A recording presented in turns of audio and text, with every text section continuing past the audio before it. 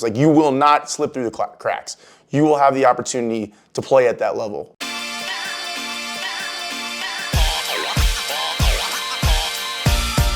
So I'll just make a blanket statement that I tell every kid, because it comes up. With regards to recruiting, the one thing that I can tell you wholeheartedly about select basketball is this. Whatever level that you are, if you're an NAI guy, you're going to get opportunities and scholarship offers to play at NAI basketball. If you're Division II, if you're Division I, low major, mid major, high major, if you're a junior college guy, if you're a D3 guy, we have not only those coaches that a lot of them that are in our program, but we have our network stretches to every one of those levels, and all those coaches will be at our events. So if you play for select and you are at a certain level, you're going to get opportunities you will have the opportunity to play at that level. Like, period. Like, if you're a low major Division I player, you are going to get low major Division I offers. Like, you will not slip through the cracks. You will have the opportunity to play at that level. We will make sure that it happens. With recruiting nowadays, it's a little bit different, but in the sense that it may come later than you want. I think people get really anxious. They think it's all going to happen when they're a junior or a sophomore, when the reality is it may take longer to get those offers and those opportunities. But I promise you, whatever level that you are, you will end up there, because we will make sure to use our network to make sure that you get that exposure and you get your name in front of the right people. And the proof is in the pudding. Like, literally, I would say that the athletes that we've had over the last 20 plus years, they've ended up at the right level for them and had those opportunities. Yeah, no, I mean, I think that it's gotten to when we walk into a tournament, you see a lot of coaches that you've seen that have been coming for me, 7, 8 years now, that are from every level, from high major Power 5 conference to mid major to low major to NAI to Division II to NWAC and National JUCO and everything. So I think our program, with the experience that you guys have created, speaks for itself, of 20 plus years of relationships, that we're always going to have kids that are getting seen because of the name of our program, on top of you're naturally going to be recruited by playing within our program from our coaches itself. I think one reason that select basketball has such strong relationships with college basketball programs and coaches is the honesty that we provide with those coaches and our kids. If our kid is a certain level, we're all about fit and putting them in a position to have the most success in their college careers, where I do feel sometimes there may be programs that are feeding a kid that telling him he's this level when he's really not, and then that kid never finds success or happiness within his college career because he's not playing at the correct level. That may not be what certain players want to hear within our program or parents, but we're always honest with our kids and parents, and that's why we have those relationships with colleges. And so for us, it's all about fit, and that goes with selecting our rosters as well. We're going to put players in a position to showcase the best possible version of themselves, and whether that's on one team or the other. But we're always going to be honest and transparent with that process, and our kids always wind up at the right level for them, and a lot of them have the college careers and happiness that they do because of that. I've talked to several college coaches that have brought up players that from other programs that they were like, unless I'm mistaken here, this kid doesn't belong at our level. They should be a level or two below. And they're calling me because they know I'm going to shoot them straight. And I'll be honest with them.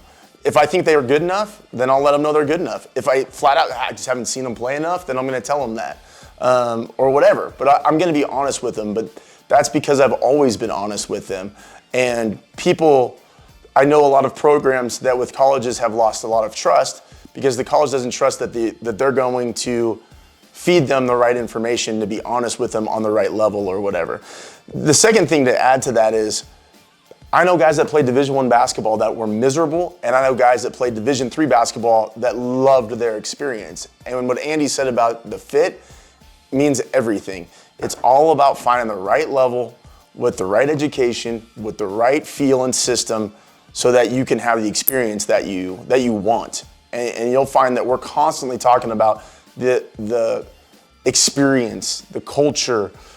That's more valuable than saying I played at this higher level and I either didn't play as much, or I didn't get to play the role that I enjoy, or I didn't enjoy the school, or didn't have my degree.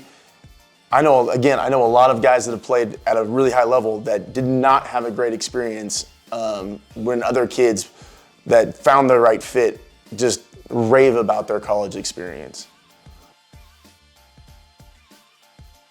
Well, let's start with this. It's supply and demand.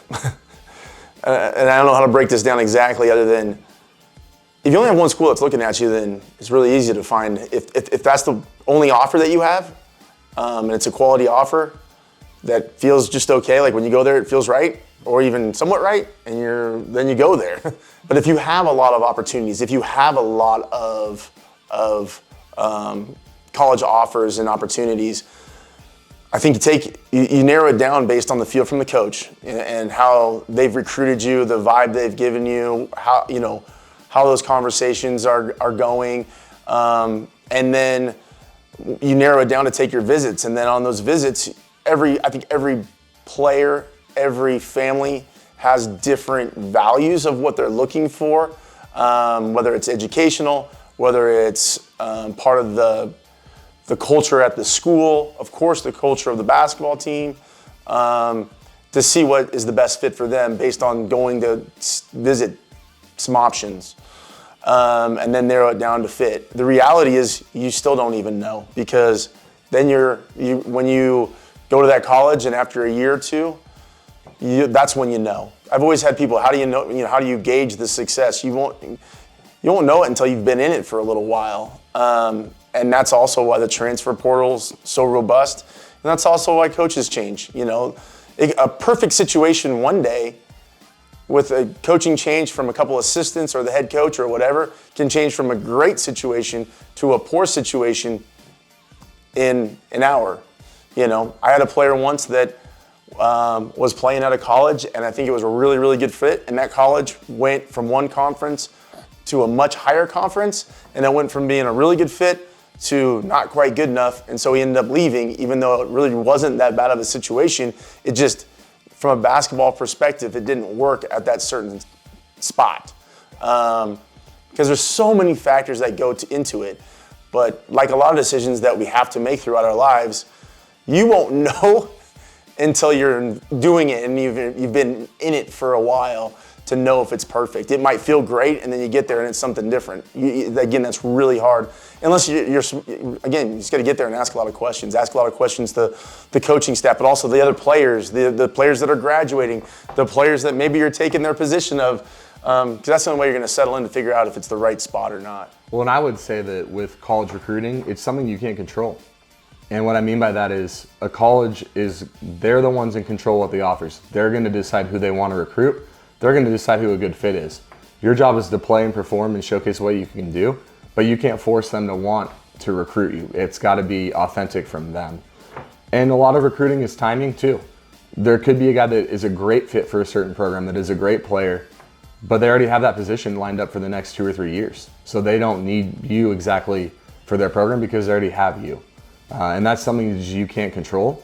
And I think the bigger message needs to be just focusing on what you can control, which is yourself on and off the court and how you're developing as a player, and then trying to find that correct fit for you.